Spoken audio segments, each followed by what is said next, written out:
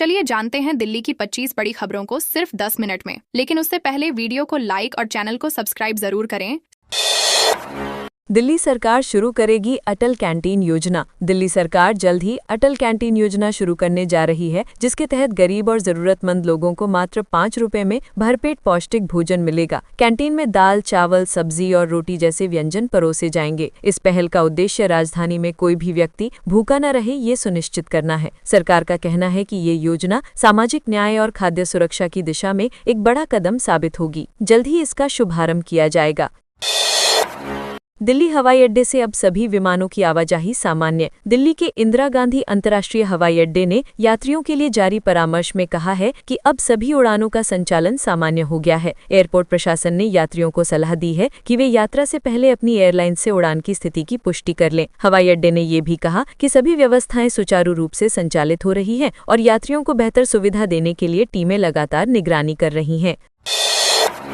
Delhi airport से चकमा देकर फरार ब्रिटिश नागरिक का अब तक कोई पता नहीं। दिल्ली एयरपोर्ट से 10 दिन पहले सुरक्षा को चकमा देकर फरार हुए एक ब्रिटिश नागरिक का अब तक कोई सुराग नहीं लग सका है। आरोपी व्यक्ति को पुलिस हिरासत में रखा गया था, लेकिन मौका पाकर वो भाग गया। इस घटना ने आईजीआई एयरपोर्ट की सुरक्षा व्यवस्था पर गंभीर सवाल खड़े कर दिए हैं। दिल्ली पुलिस और इमिग्रेशन विभाग की टीमें लगातार उसकी तलाश कर रही हैं। सूत्रों के अनुसार व्यक्ति के भारत छोड़ने की भी आशंका है।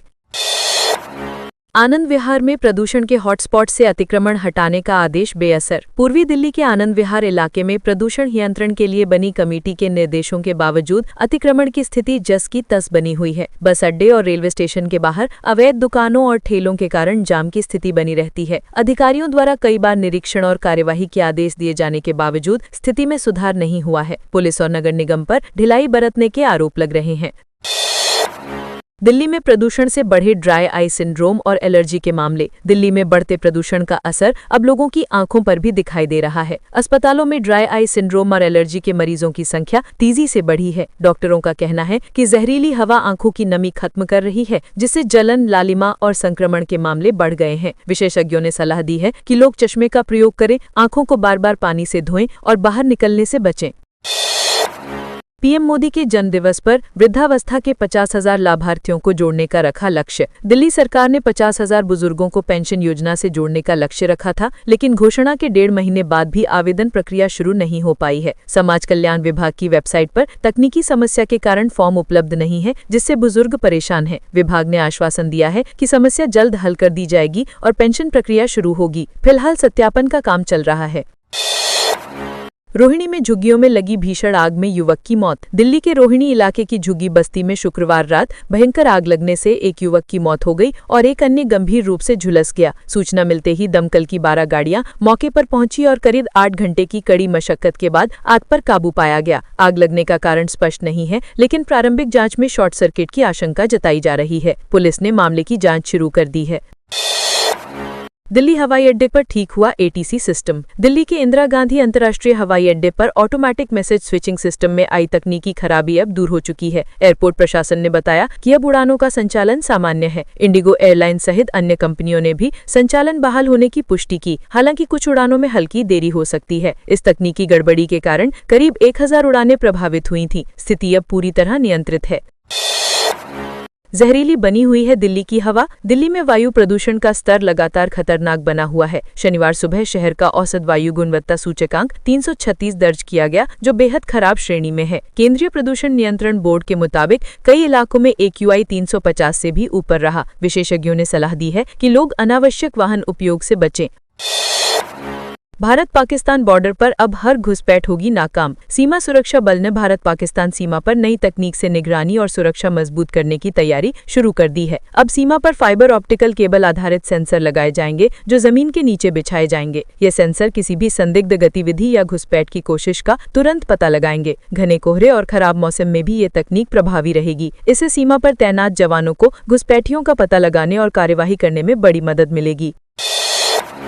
दिल्ली के रिठाला मेट्रो स्टेशन के पास लगी भीषण आग। दिल्ली के रिठाला मेट्रो स्टेशन के पास शुक्रवार देर रात भीषण आग लगने से कई झोपड़ियां जलकर राख हो गई। आग लगने की सूचना मिलते ही दमकल की 7 गाड़ियां मौके पर पहुंची और कड़ी मशक्कत के बाद आग पर काबू पाया गया। राहत की बात ये रही कि किसी के हताहत होने की सूचना नहीं है। फिलहाल आग लगने के कारणों की जाँच की जा रही है। पुलिस ने आसपास के इलाके को सुरक्षित करने के लिए घेराबंदी कर दी है। दिल्ली क्राइम ब्रांच को मिली बड़ी सफलता। दिल्ली क्राइम ब्रांच ने कुख्यात मामू गैंग के सरदार को गिरफ्तार कर बड़ी उपलब्धि हासिल की है। ये गैंग दिल्ली एनसीआर में लूटपाट, हत्या और रंगदारी जैसे गंभीर अपराधों में सक्रिय था। पुलिस को लंबे समय से इस गिरोह की तलाश थी। गुप्त सूचना के आधार पर की गई कार्रवाई में आरोपी को पकड़ लिया गया है। पुलिस के अनुसार उसकी गिरफ्तारी से राजधानी में अपराध नियंत्रण में मदद मिलेगी और कई पुराने मामलों का उजागर होगा।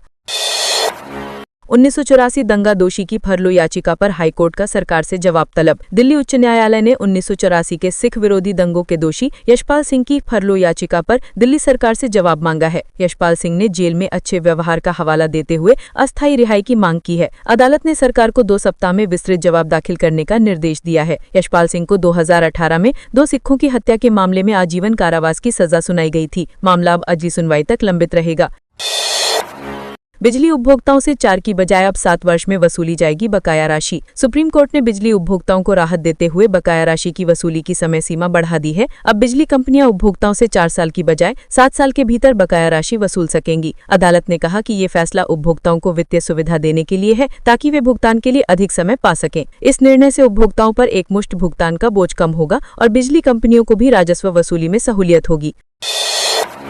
कार के शीशों पर लगी है काली फिल्म तो हो जाए सावधान। दिल्ली यातायात पुलिस ने कारों पर काली या रंगीन फिल्म लगाने वालों के खिलाफ सख्त अभियान चलाया है। पिछले एक हफ्ते में 2235 से अधिक चालान काटे गए हैं। पुलिस ने कहा कि ऐसे शीशे सुरक्षा के लिए खतरा है और अपराधियों को छिपने का मौका देते हैं। पिछले वर्ष ऐसे 20,000 से भी ज्यादा चालान जारी किए गए थे। यातायात पुलिस ने वाहन मालिकों से अपील की है कि वे नियमों का पालन करें, अन्यथा भारी जुर्माना लगाया जाएगा। दिल्ली एयरपोर्ट पर एटीसी सिस्टम बहाल, पर अभी स्थिति नहीं सामान्य। दिल्ली के इंदिरा गांधी अंतर्राष्ट्रीय हवाई अड्डे पर एयर ट्रैफिक कंट्रोल सिस्टम की तकनीकी खराबी को ठीक कर लिया गया है, लेकिन स्थिति पूरी तरह सामान्य नहीं हुई है। एयरपोर्ट अथॉरिटी ऑफ इंडिया ने बताया कि उड़ानों की भारी संख्या के कारण संचालन अभी भी धीरे धीरे सामान्य हो रहा है। 6 नवंबर को ये खराबी आई थी, जिससे सैकड़ों उड़ानें प्रभावित हुई थीं। तकनीकी टीम सिस्टम की निगरानी कर रही है ताकि ऐसी समस्या दोबारा न हो।